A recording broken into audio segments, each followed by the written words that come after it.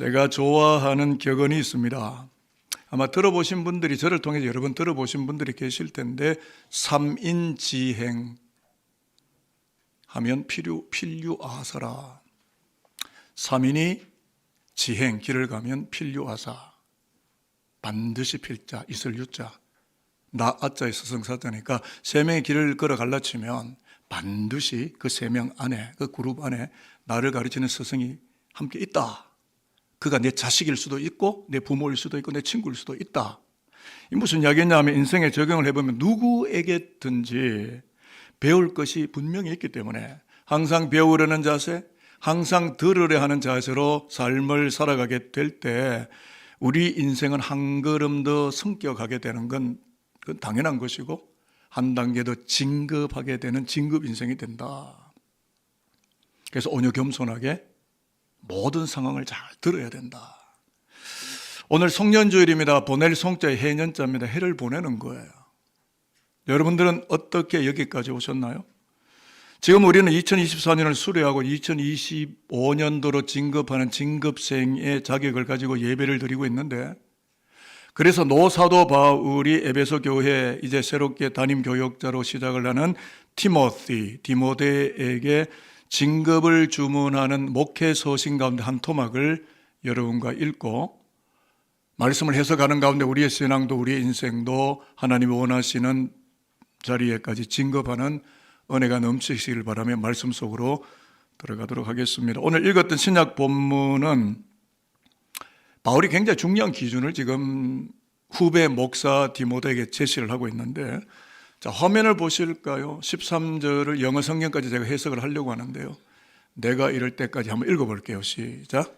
내가 이를 때까지 읽는 것과 권하는 것과 가르치는 것에 전념하라. 내가 이럴 때까지 until I come 이렇게 나옵니다. 그러니까 바울이 오겠다는 거 어디예요? 에베소 교회에 누가 있습니까?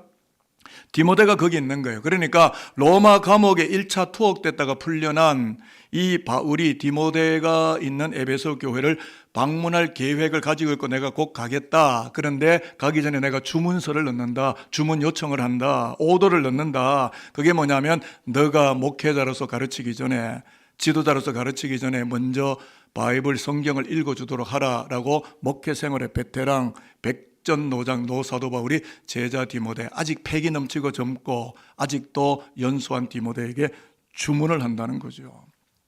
좀 더 성경을 깊이 읽기 위해서 13절 성경을 영어 번역본으로 읽고 재해석을 제가 저만이 원하는 해석을 해봤는데, 영어 성경에 이렇게 되어 있습니다. Devote yourself to the public reading of scripture, to preaching and to teaching. 제가 다시 저의 주석을 했어요. 권면하고 교육하려고 한다면 가장 먼저 우선적으로 성경을 읽어주는 일에, public reading, 성경을 읽어주는 일에 devote yourself, 너 자신을 헌신하도록 하라 라는 기준을 정해줍니다. 여기 이렇게 이야기하는 것은 어느 날 갑자기 바울이 울컥해서 이야기를 던지는 게 아니라 역사적인 맥락과 배경이 있습니다. 이 노사도 바울이 디모데에게 요청하는 이 퍼블릭 리딩 성경 읽기는요, 포로 후기 시대의 느헤미야가 성벽을 개축하는데 산발랏, 게셈, 도비아 같은 사마리아 주변국들이 막 방해 공작을 놓고 막 하나님 일을 못하도록 방해를 했지만 끝끝내 하나님의 은혜로 성벽을 개축한 후에 이 느헤미야는 행정가예요. 그러니까 말씀의 학사인 에즈라를 초빙을 해요. 그리고 조그만한 변변치 못한 풀빛 나무 강댕상 하나를 만들고 거기에 하나님의 사람 말씀 읽어주는 학사 에즈라를 세우고 성경을 읽어주었을 때를 배경으로 하면서 바울이 디모데에게 이야기를 한다는 겁니다. 무슨 말이냐면 하나님의 말씀이 읽혀지게 될 때 온 백성이 이방 결혼한 것, 우상 숭배 등등 바벨론 포로 생활이 하나님의 율법의 말씀에 어긋나게 사라져 왔던 죄악의 결과물임을 철저하게 깨닫고, 그렇습니다 여러분, 저와 여러분이 깨달으려면 성경을 읽어야 깨달아져요. 그전엔 절대 깨달을 수가 없습니다. 깨닫고 그런 다음에 회개하며 눈물을 흘리며 회개하며 하나님의 법 앞으로, 하나님의 법궤 앞으로 진급하게 된 역사적인 배경을 염두에 두고 바울이 디모데에게 목회적으로 멘토링을 하는 말씀을 저와 여러분이 읽은 거예요. 그러니까 여러분, 디모데가 가장 먼저 해야 될 일이 뭐라고요? 퍼블릭 리딩, 성경을 읽어주는 일이에요. 디모데 너는 에베소 교회가 하나님의 뜻을 잘 들을 수 있도록 말씀을 읽어주는 일, public reading, 이것에 전념하고 devote, 헌신함으로써 온 성도가 여호와의 법 앞으로 한 걸음 더 진급하도록 섬겨야 되는 중차대한 소명이 너의 어깨에 지워져 있다. 이걸 알겠느냐 디모데야 라고 영적으로 깨달음을 주는 거라고요. 저는 외국 생활을 했고 이민 목회를 했고 그때 성시화 운동, 거룩할 성자의 도시 시자를 쓰죠. Holy City Movement라고 세속 사회가 하나님을 밀어내고 하나님을 망각하고 하나님을 부정하는 세상이 지금 오늘의 세상 아닙니까? 그런 도시 사회를 하나님의 말씀으로 거룩하게 세팅하자, 세워가자. 이게 성시화 운동입니다. Holy City. 그 당시에 저는 30대 목사였는데 60대 중반쯤 되는 모 대학 총장이 오셨다가 예배에 참석을 하셨고, 제가 30대 목사인데 젊은 사람이 앞에서 이야기를 하는데도 얼마나 정중하게 들으시는지, 그 모습, 그 자태에 이미 저는 은혜가 되고 저절로 고개가 숙여졌어요. 아, 저분이 기독교 대학 총장이시지만 항상 배우시는구나. 말씀 듣는 일에 전념하시구나. 부단하게 자신을 성장시켜가고 진급하시는 참 훌륭한 학자구나. 기독교 대학 학자구나. 라는 것을 제가 깨닫게 됐고, 그 이후로 저 역시도 잘 들으려고 매우 노력을 많이 하고 있는데요. 심지어는 저보다 한참 나이가 어린 아들 뻘쟁 되는 부목사, 젊고 여수한 연수한 부목사님들의 전도사님들이 강단에서 설교할 때도 예전에는 제가 다 받아 적었습니다. 요즘은 눈이 좀 아파서 안 하는 게 좋겠다. 60이 넘었으니까. 그러나 열심히 듣고 경청하면서 그 앞에 세우신 그분을 통하여 저에게 지금 말씀하신 하나님의 음성을 잘 들으려고 무던히 애를 씁니다. 그것이 저의 인생 태도고 가치 철학입니다. 왜냐하면 저를 이 땅에 보내신 하나님께서 답답하게 머물러 있는 답보 인생이 아니라 그냥 그 자리에 머물러 있고 아무런 변화를 일으키지 못하는 답답한 답보 인생이 아니라 끊임없이 성장해가는 진급형 인생으로 살아가기를 원하신다라는 것을 성경을 읽으면서 성경을 통해서 그 하나님의 뜻을 이미 저는 알고 깨달았기 때문에 누가 무슨 설교를 하든 잘 들으려고, 그 말씀을 잘 하나님의 음성으로 들으려고 합니다. 다시 본문으로 와서 우리의 신앙생활을 말해보겠는데, 디모데에게 진급을 요청하는 노사도 바울은 어떤 신앙인이었다고 성경이 이야기를 하느냐 하면, 다마스커스로 예수 믿는 사람을 죽이려고 솥장 들고 가다가 예수를 만납니다. 완전 극단의 변화, 아주 라디칼한 회심을 하는데 다메섹에서 예수의 종이 되어버려요. 예수 믿는 사람을 다 죽이고 척결하려고 공소장 들고 가던 바울이 예수의 종으로 개심하는 거죠. 그리고 그는 아라비아 광야로, 갈라디아 1장 17절 읽어보십시오. 아라비아 사막 광야로 들어가서 3년 동안 아무것도 안 해요. 성경을 읽고 또 읽고 reading and reading and reading and reading. 그러면서 자신에게 말씀하시는 하나님의 뜻을 겸손하게 들었고, 옛 언약, 즉 구약의 완성이라고 말할 수 있는 십자가, 예수의 십자가 앞에서 자신을 가르쳤고 성장시켰고 진급시켜갔던 사도 중에 사도였다 라는 것을 성경이 이미 우리에게 이야기를 합니다. 저 역시도 이제 60줄 걸쳤습니다. 근데 31살의 목사가 돼서 31년을 목회자의 길을 걸었고 신학에 몸담은 것은 약 한 37년 정도 됩니다. 거의 저의 인생, 의식세계가 깨어나서 저의 인생 전체를 목회 활동에 투신했던 저 목회자인 저는 바울을 어떻게 평가하느냐 하면, 바울은 기독교를 세계화시킨 기독교계의 교두보이다. 여러분, 바울이 지중해 바다를 뚫고 유라굴라 광풍을 지나서 파선의 위험을 거치고 로마 땅에 가서 죽었기 때문에, 거기서 복음을 설파했기 때문에 로마가 기독교화된 거예요. 그리고 로마 가서는 그리스 언어를 통하여 성경이 쓰여지고 세계화되는 깃털과 발판을 바울이 놓은 거라고요. 그러한 노사도 바울이 후임 목사 디모데에게 뭘 주문했느냐 하면 그 말씀이 15절인데 성숙함이에요. 자, 15절을 읽어보도록 하겠습니다. 이 모든 일에 시작. 이 모든 일에 전심전력하여 너의 성숙함을 모든 사람에게 나타나게 하라. 바울이 말하는 성숙함은 헬라 언어로 그릭 언어로 프로코페입니다. 원어적인 의미는 뭐냐면 전진, 진보, 진급을 뜻하는 성장의 언어로 바울이 사용하고 있다는 겁니다. 프로코페하라. 설교를 준비하면서 이렇게 제가 질문을 던져봤는데 왜 노사도 바울은 디모데가 진급하는 일에 부지런하라고 부탁을 하고 주문을 넣게 되었을까? 그 대답은 노사도 바울이 그런 사람이기 때문이에요. 그림 한 장을 제가 가져왔는데 성화입니다. 화가 렘브란트가 그려낸 옥중의 바울이라는 그림인데요. 노사도 바울이 감옥에서 깊은 묵상에 잠겨있는 그런 그림인데요. 잘 보시면 두꺼운 책을 무릎에 얹어놓고 한 손으로는 턱을 괴고 작은 가지어린 펜 하나를 들고서 뭔가 깊이 골똘하게 생각을 하고 있는데 그 무릎 위에 얹어놓은 책이 바이블 성경책입니다. 이 그림을 렘브란트가 어디를 보고 그렸냐면 디모데후서 4장 13절을 보고 그림을 그렸는데요. 자, 화면을 한번 보실까요? 성경 말씀. 너가 올 때, 지금 바울은 감옥 안에 있는 거예요. 디모데 보고 오라는 거예요. 한번 읽어볼까요? 시작. 내가 올 때에 내가 들어와 가부의 집에 둔 겉옷을 가지고 오고 또 책은 특별히 가죽 종이에 쓴 것을 가져오라. 두 개를 갖다 달래요. 옷을 갖다 달래요. 책을 갖다 달래요. 옷을 갖다 달라는 말은 추운 거예요. 늙은 겁니다. 사도가. 아무리 따뜻하게 입어도 뼈 속으로 바람이 들어오는 거예요. 늙어졌어요. Getting old. 근데 육체적으로 굉장히 피지컬에 고통이 있는 거예요. 근데 영적으로 자기 자신을 디펜스하기 위해서 책을 가져와라.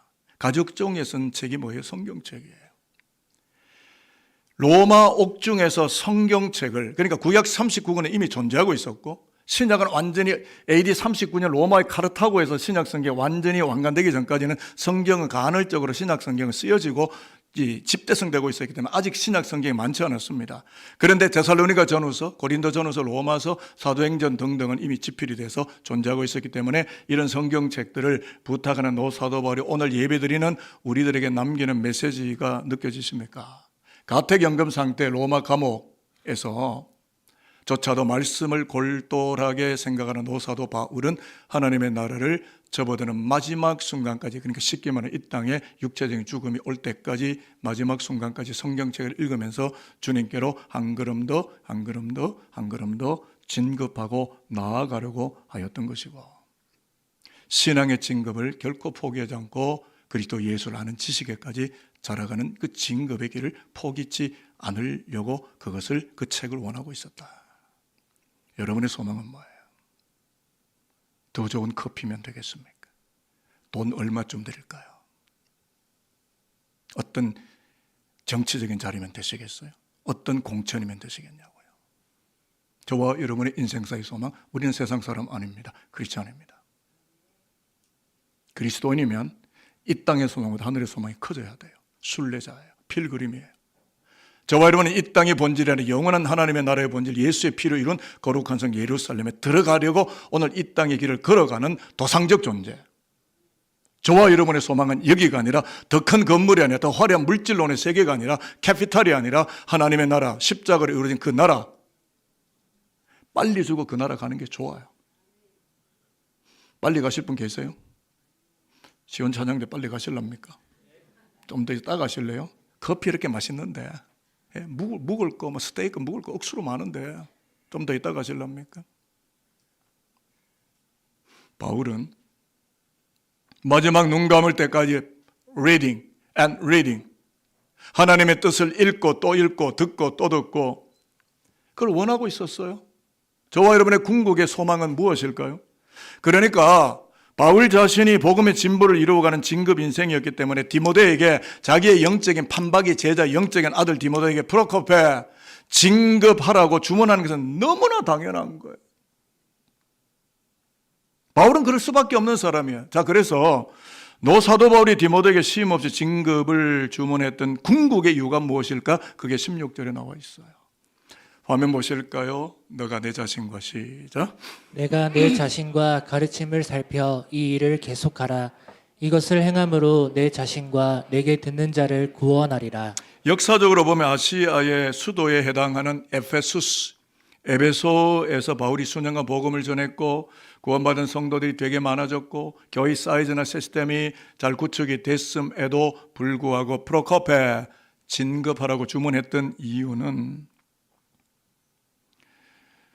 다 된 줄로 착각하지 말라 라는 목회적 요청이었습니다. 죄송합니다, 이런 이야기를 하게 돼서. 어느 정도 일구었던 목회자들이 다 쓰러지고 대형교회가 굉장히 서글픔을 가져다 주고 저는 굉장히 두려워합니다. 일벌백계와 같은 하나님의 징치하심에 대해서 굉장한 두려움이 있습니다. 목회자라도 예외일 수는 없습니다. 선줄로 생각하는 자는 넘어질까 조심하라. 여러분 교회 몇 년 다니셨나요? 그래서 교회 주인이세요? 이 교회의 머리는 예수 그리스도예요. 저와 여러분이 이 교회의 주인이 될 수 없는 거라고요. 목사도 주인이 될 수 없는 거라고요. 창조적 디모데야, 교만하지 말아라. 네가 큰 교회 한다고 우쭐거리지 말아라. 현혹되지 말아라. 창조적 배고픔에 뛰어들라.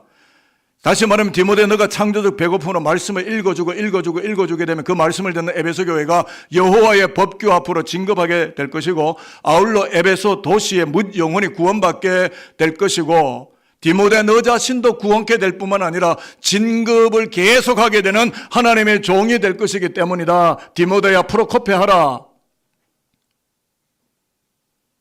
라는 기독교 소명 때문에 그런 겁니다. 설교를 준비하는 저에게는요, 노 사도 바울의 절절한 심정이 느껴졌거든요. 저는 목회자니까 그게 느껴지고 산돌교를 바라볼 때 이 30, 40 세대, 20 세대, 10 세대, 다음 세대 바라볼 때 이 사도 바울의 마음이 조금씩 제 가슴속에 와닿는 것 같거든요. 여러분 목회자의 마음을 아시나요? 목사님 우리 맨날 뭐라 하나? 맨날 우리를 이렇게 강제하시나 그렇게만 들리십니까? 여러분이 자식을 훈계할 때 어떤 마음이 있어요?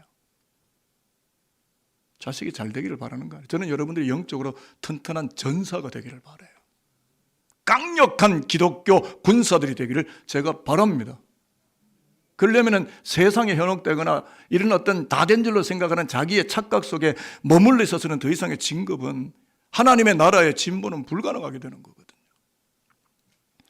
그래서요, 이 노사도 바울의 심경을 제가 글로 타이핑을 했습니다. 근데 이걸 우리가 읽을 텐데요, 바울의 심정이 저렇다는 걸 저는 느꼈거든요. 여러분과 함께 노사도 바울의 아픔을, 목회자의 아픔을 한번 느껴보시면 어떨까 해서 제가 이것을 가져왔어요. 화면 보실까요? 나의 아들 디모데야. 시작.